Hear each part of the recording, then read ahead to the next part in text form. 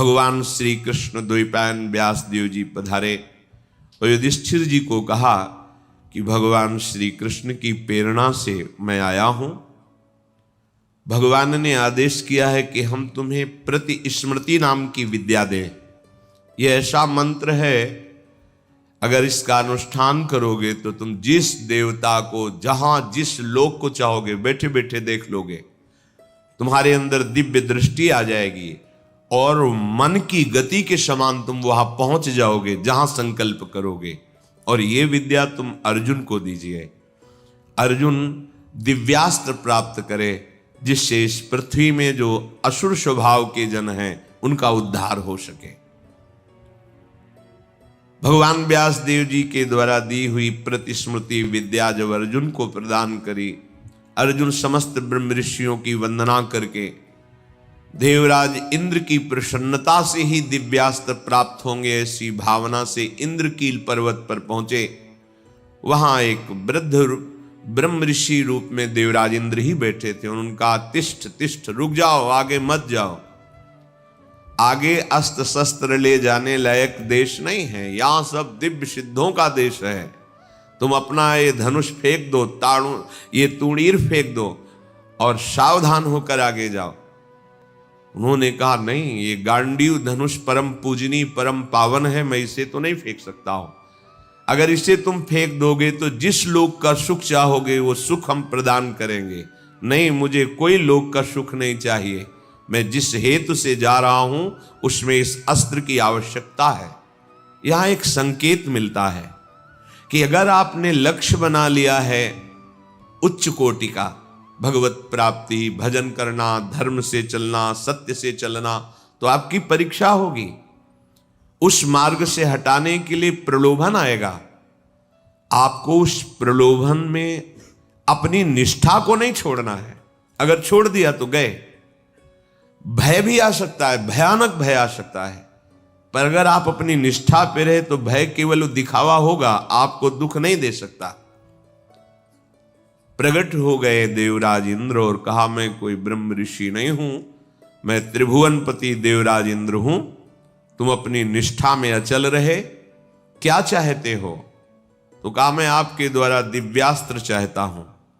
वो तो तभी प्राप्त हो सकते हैं जब देवाधिदेव भगवान शंकर का दिव्य अस्त्र तुम्हें प्राप्त हो, उनका साक्षात्कार हो, फिर हम समस्त लोकपाल अपने अपने दिव्यास्त्र आपको दे देंगे। अर्जुन ऐसा सुन ही रहे थे कि देवराज अंतर्धान हो गए। अब विचार किया कि मुझे प्रथम महादेव जी की आराधना करनी चाहिए। तपस्या के लिए दृढ़ निश्चय करके बड़ी उतावली के साथ चले और एक भयंकर कंटकाकीर्ण वन में पहुंचे, जहां समीप में सुंदर नदी प्रवाहित हो रही थी। हिमालय का शिखर है, पवित्र शीतल वायु चल रही है। उस स्थान के दर्शन करके मन में निश्चय हुआ कि यहीं भगवान शंकर की आराधना करेंगे। महातेजस्वी दृढ़ संकल्प वाले अर्जुन ने उस प्रदेश में तपस्या में संलग्न होने के लिए स्थान चयन किया और कुशा की लंगोटी लगाई। कुशा बहुत दुखद होता है, छू जाए तो त्वचा को चीर दे। लंगोटी लगाई और एक दंड समीप में रख लिया और अपने गांडीव धनुष और तूणीर को वृक्ष की डाल पे से टांग दिया और हाथ जोड़कर भगवान शंकर की स्तुति करके निरंतर भजन में लग गए। 1 मास तक 3 दिन 3 रात कुछ नहीं खाना, उसके बाद सूखा पत्ता लेकर के पाना। दूसरा मास 6 रात के बाद कोई फल ले लेना। तीसरा महीना 15 दिन 15 रात व्यतीत होने के बाद एक बार कुछ फल ले लेना। चौथे महीने में केवल जल पीकर रहना, फिर जल भी छोड़कर केवल वायु श्वास, बस निरंतर महादेव जी के चिंतन में निमग्न। दोनों भुजाएं उठाए हुए, कोई सहारा नहीं, पैर के अंगूठे के अग्रभाग पर खड़े होकर के भगवान शिव के मंत्र का जप करते हुए आकाश की तरफ दृष्टि रखे हुए एकाग्र चित्त से उपासना कर रहे हैं। तदनंतर अर्जुन की भयंकर तपस्या को देख करके वहां रहने वाले जितने ब्रह्म ऋषि थे सब भगवान पिनाक पाणी महादेव जी के समीप गए और महादेव जी को प्रणाम करके कहा, देवाधिदेव, अर्जुन आपके लिए महान तपस्या से युक्त होकर के उपासना कर रहे हैं। हिमालय के पृष्ठभाग में स्थित होकर ऐसी उग्र तपस्या कर रहे हैं कि यदि आपने उनको सांत्वना न दी जो वो चाहते हैं तो दिशाओं में आग पैदा हो जाएगी उनके तप से। हे देव देवेश्वर, हम लोग कुछ समझ नहीं पा रहे कि उनको कैसे शांत करें। वे अपनी तपस्या का संताप प्रकट कर रहे हैं। हम महर्षि जन चिंतित हैं कि यदि वो ऐसी तपस्या में रहे तो आग पैदा हो जाएगी। जैसे ध्रुव जी ने अपनी प्राणवायु बंद कर ली तो त्रिभुवन की प्राणवायु बंद हो गई, तत्काल भगवान को आना पड़ा। पवित्र चित्त वाले इन महर्षियों की जो सदा सबको सुख देने में तत्पर रहते हैं, उनकी बात सुनकर भगवान देवाधिदेव महादेव ने कहा, महर्षियों, मुझे पता है, तुम विषाद मत करो। अर्जुन की तपस्या किसी को कष्ट देने के लिए नहीं है। अर्जुन के मन में जो संकल्प है वो मैं जान रहा हूं। वो किसी लोकांतर के भोग की इच्छा से तपस्या नहीं कर रहे हैं। उन्हें जो पाना है वो मैं प्रदान करूंगा। तुम सब शांत चित्त होकर अपने अपने भजन में लगो जाकर।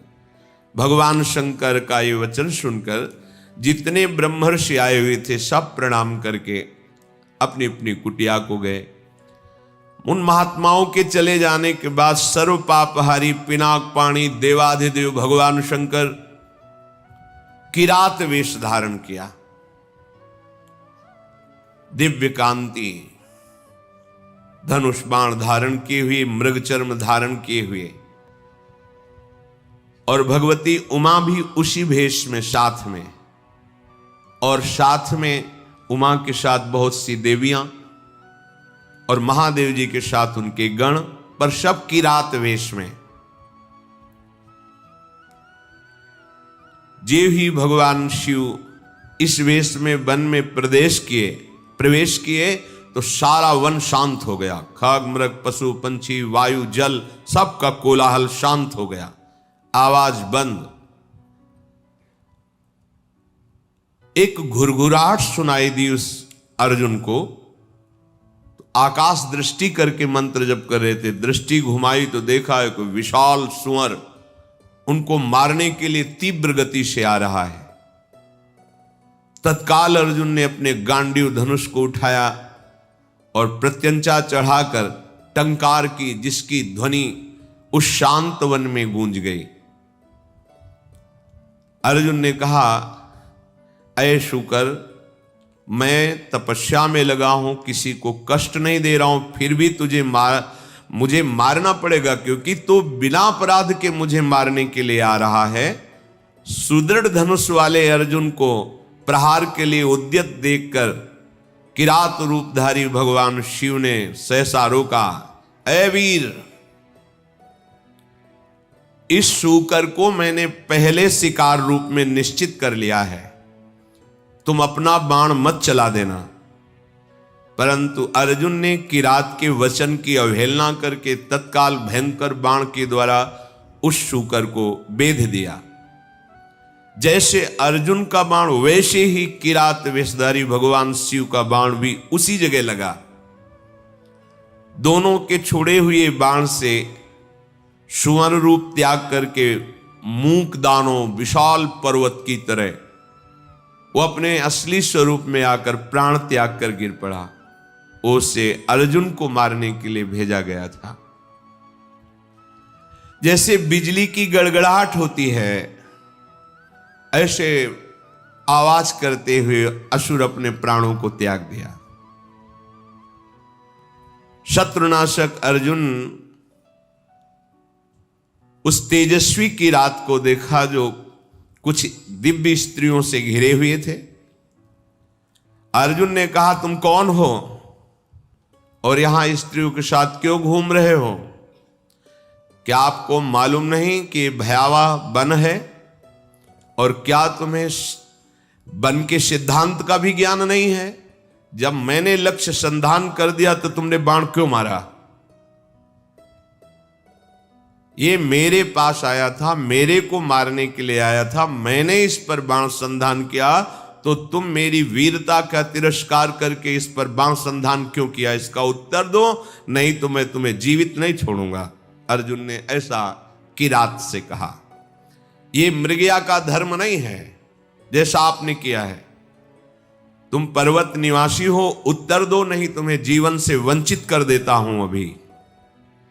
अर्जुन के इस प्रकार कहने पर किरात भगवान जोर जोर से हंसने लगे और कहा, बहुत वीरतापूर्ण तुम वाणी भी बोलते हो और वीर भी हो,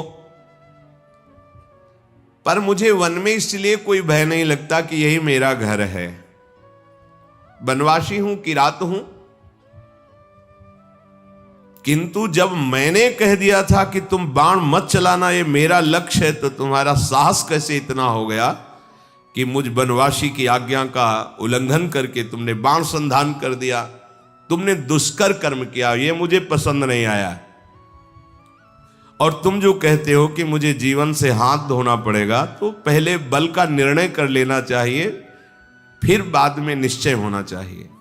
तुमने हमारे बल का निर्णय तो किया नहीं। क्या तुम जानते हो हम में कितना बल है? किरात वेशधारी भगवान ने कहा। अर्जुन ने कहा, तुम्हारे जानने की हमें कोई आवश्यकता नहीं है, मुझे तुम जान लो। मेरा नाम अर्जुन है, मैं गांडीव धनुष को धारण करता हूं, और जब गांडीव मेरे हाथ में हो तो त्रिभुवन में कोई ऐसा नहीं जो मुझे परास्त कर सके। ये हिंसक रूप धारण करके दैत्य मुझे मारने आया था, मैंने इसे मार गिराया, अपराध आपका है। आपने मेरे लक्ष्य पर बाण क्यों मारा? किरात वेशधारी भगवान बोले, मैंने पहले रोका था और बाण संधान करके मैंने मारा है, और तुम मेरे सामने वीरता की बात कर रहे हो, इसलिए लगता है कि मुझे तुम्हें दंड देना पड़ेगा। अर्जुन ने कहा, ऐसा कौन है त्रिभुवन में जो मुझे दंड दे? हमें लगता है कि तुम्हें प्राणों से कोई प्यार नहीं है, तुम्हें प्राणों से हाथ धोना पड़ेगा। भगवान ने कहा, तुम्हें बल का घमंड है क्या? तुम दूसरों को निर्बल समझते हो क्या? हमें लगता है तुम्हें शक्ति का और बल का गर्व है। तो धैर्यपूर्वक हमारे सामने तुम अपना बल प्रदर्शन करो, मैं खड़ा हूं। पर जब मैं बाण छोड़ूंगा तो तुम खड़े नहीं रहोगे। किरात की ये बात सुनकर अर्जुन को बड़ा क्रोध है कि एक वनवासी किरात हमको ललकार रहा है। तत्काल भगवान शिव का ध्यान करके बाणों का संधान प्रारंभ किया। जितने भी बाण जा रहे हैं उस कोई घाव नहीं पैदा करे, सब लीन होते जा रहे हैं। और बार बार किरात कह रहे, और संधान कर। अर्जुन को समझ में नहीं आ रहा कि आज तक तो ऐसा नहीं हुआ। बाण गया, अक्षय तूणीर है, बाण गया, लक्ष्य वेदा तूणीर पे आ गया है। ये तो लीलता जा रहा है। बाण जहां जा वो अंतर्ध्यान उन्हीं के शरीर में होता जा रहा है। अर्जुन ने बाणों की वर्षा, झड़ी लगा दी। भगवान जो किरात वेश में कोई चेष्टा नहीं कर रहे, जहां बाण जाता है वहीं समा जाता है, अंतर्धान हो जाता है। 48 मिनट तक बाणों की झड़ी लगाते रहे, कोई खरोच भी नहीं और एक भी बाण वापस नहीं हुआ। सारी बाण वर्षा व्यर्थ देखकर अर्जुन को बड़ा आश्चर्य हुआ और कहने लगे, धन्य है किरात, धन्य है। वास्तविक मैंने ऐसा वीर नहीं देखा तुम्हारे जैसा।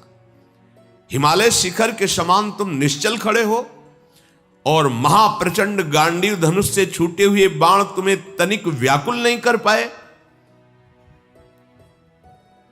शास्त्रों बाण संधान किया पर तुम्हें खरोच नहीं हुई। एकमात्र मेरे आराध्य देव भगवान पिनाक पाणी शिव के सिवा कोई दूसरा ऐसा नहीं हो सकता कि जो हमारे गांडीव धनुष की चोट सह जाए बाणों की। और यदि तुम रुद्रदेव से भिन्न हो तो अब मैं जितने मंत्र जानता हूं, अस्त्र जानता हूं, सबका प्रयोग करके तुम्हें नष्ट कर दूंगा। अर्जुन ने जैसे आग्नेय अस्त्र मिले हुए थे, उन सब अस्त्रों का प्रयोग भगवान शिव पे किया। सैकड़ों दिव्य अस्त्रों का प्रयोग किया, पर सब अंतर्धन जा करके शांत हो जाते हैं।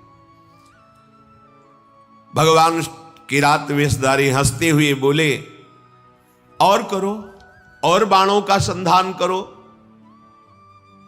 अर्जुन ने देखा अब तुणीर में एक भी बाण नहीं रह गया, तो उन्होंने विचार किया कि भगवान अग्निदेव जी के द्वारा ये दिए हुए खांडोप्रस्थ जलाने के लिए तुणीर थे, इनका अक्षय शब्द नाम है, अर्थात कभी खाली ही नहीं होंगे। तो कर्तुम अकर्तुम अन्यथा कर्तुम सर्व समर्था सा ईश्वरा, देवों के भी देव महादेव। एक भी बाण तुणीर में नहीं बचा, सारे बाण नष्ट हो गए। अब मैं क्या करूं? ये तो मेरे बाणों को ही लील जा रहा है, तो मैं इस प्रचंड बलशाली धनुष के प्रहार से मारूंगा, धनुष की कोटि से। ऐसा विचार करके अर्जुन ने अपने प्रचंड गांडीव धनुष से प्रहार किया। गांडीव धनुष भी लीन हो गया किरात के शरीर में। कूद पड़े अर्जुन और अपने घूंसे से प्रहार किया। भगवान शिव शांत खड़े हैं। एक तलवार थी अर्जुन के पास जो पर्वतों को भी काट सकती थी। भगवान शिव पे मारा तो कुंठित होकर गिर गई, कहीं खरोच भी नहीं। बड़ा कि आखिरकार अब कैसे इन पर विजय प्राप्त करें। किरात रूपधारी जो भगवान थे, भगवान ने कहा भी वृक्ष है, शिला है, इनसे प्रहार करो। कुंती कुमार अपने बल से पर्वत की शिलाएं उठाकर प्रहार करते हैं, कोई फर्क नहीं। अब भगवान शिव ने कहा हो गया, अब हम प्रहार करते हैं, तुम सहो। दौड़ करके किरात ने अर्जुन को अपनी भुजाओं में फंसाया और मुष्टि प्रहार किया। बड़ा भयंकर शब्द हुआ, अर्जुन का अंग अंग टूटने लगा भगवान शिव के घूंसे के प्रहार से, मानो उनकी भुजाओं में मूर्छित हो रहे हैं। देवादिदेव महादेव जी के अंगों से फिर भी प्रयास करके वो लड़ रहे हैं। एक एक अंग उनका टूट रहा है। वो मन में विचार करे, आज तक ऐसा वीर हमने नहीं देखा जो मुझे थकित कर दे। युद्ध में अर्जुन कभी श्रम को प्राप्त नहीं होते कि अब मैं थक गया हूं, ऐसा कभी नहीं। भगवान शंकर भुजाओं से भली भांत, कितना सौभाग्य है, नियंत्रित किए हुए हैं। और अर्जुन को जहां मूर्छा छूटती तब फिर एक घूंसा जबाते हैं, फिर वो उंगली की भुजाओं में 2 घड़ी तक अर्जुन पिटते रहे। फिर उनका देखो, मुझे थोड़ा समय दे दो, अगर तुम युद्ध के नियमों को जानते हो तो मैं कह रहा हूं थोड़ा समय दे दो, फिर मैं तुमसे युद्ध करूंगा। छोड़ दिया, और करके देख लो। तत्काल वहीं की मिट्टी एकत्रित की और उसे लिंगाकार किया। बन था ही, कुछ पुष्प लिए, माला और पुष्प, और हाथ जोड़कर भगवान शंकर की आराधना की, भगवान शंकर का स्तवन किया। पशूनां पतिं पापनाशं परेशं गजेन्द्रस्य कृतिं वशानं वरेण्यं जटाजूट मध्ये स्फुरद्गांगवारिं महादेवमेकं स्मरामि स्मरारिं महेशं सुरेशं सुरारार्तिनाशं विभुं विश्वनाथं विभूत्यंगभूषं विरूपाक्षमिन्द्वर्को वह्निर्ति नेत्रं सदानन्दमीडे प्रभुं पंचवक्तं गिरीशं गणेशं गले नीलवर्णं गवेन्द्राधिरूढं गणातीतरूपं भवं भास्वरं भस्मनाभूषितांगं भवानी कलत्रं भजे पंचवक्तं शिवाकांत शंभो शशांकार्धमौले महेशानशूलिन् जटाजूटधारिन्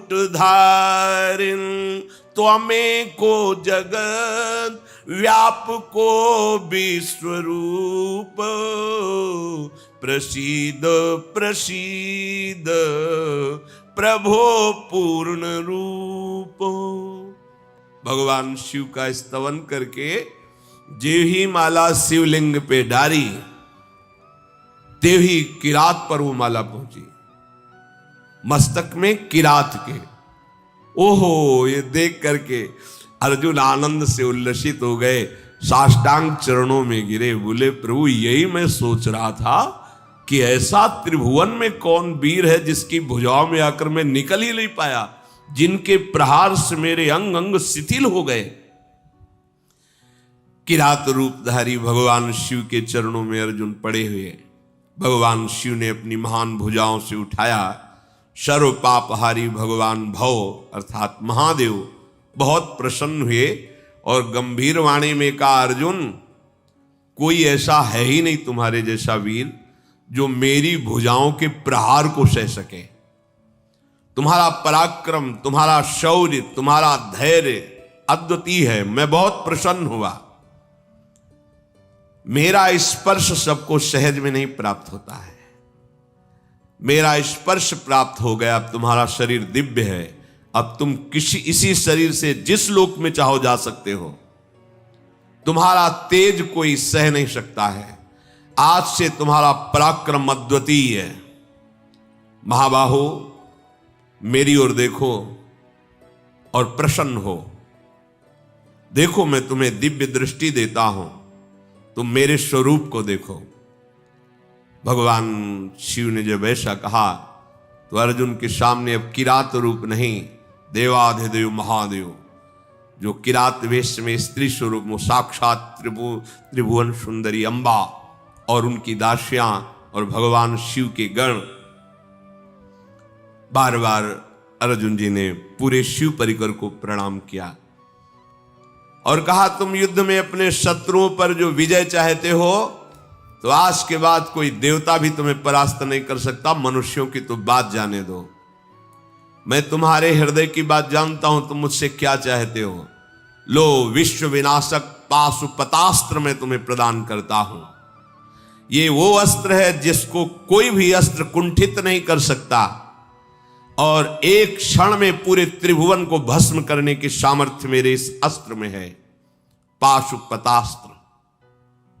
तदनंतर शूलपाणी भगवान महादेव जी और भगवती पार्वती जी के दर्शन करके अर्जुन को बड़ा आनंद प्राप्त हुआ। साष्टांग पृथ्वी पर लेटकर प्रणाम किया।